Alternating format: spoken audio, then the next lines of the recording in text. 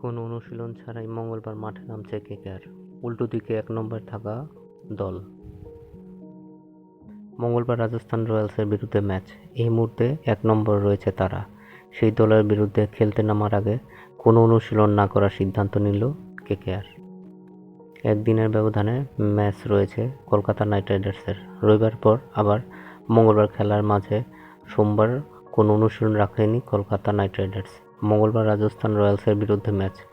এই মুহূর্তে ১ নম্বরে রয়েছে তারা। সেই দলের বিরুদ্ধে খেলতে নামার আগে কোনো অনুশীলন না করার সিদ্ধান্ত নিল কেকেআর। রবিবার দুপুরে ম্যাচ ছিল কলকাতার।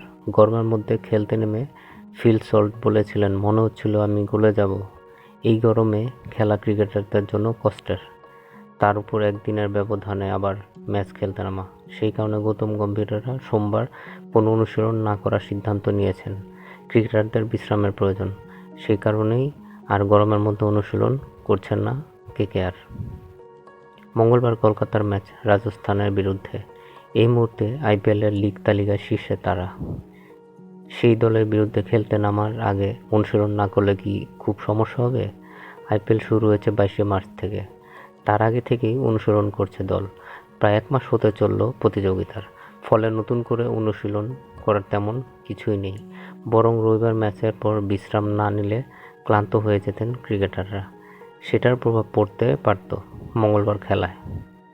কেকেআর কাছে তাই এই বিশ্রাম প্রয়োজন ছিল। ক্রিকেটারদের তরতাজা রাখাটাও জরুরি। সেই কথা ভেবেই শ্রেয়সের বিশ্রাম দিয়েছে দল। রাজস্থানের ৬টি ম্যাচের মধ্যে ৫টিতে জিতেছে। সঞ্জু স্যামসনের দলের বড় অসুবিধা ভারসাম্য। একাধিক ক্রিকেটার রয়েছেন যারা দায়িত্ব নিয়ে ম্যাচ জেতাতে পারেনি। আইপিএলের লিগ তালিকায় শীর্ষে রয়েছেন সঞ্জুরা। দ্বিতীয় স্থানে কেকেআর।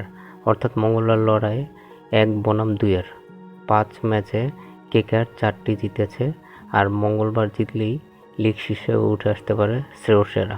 সেই লক্ষ্য নিয়েই ইডেনে নামবে তারা।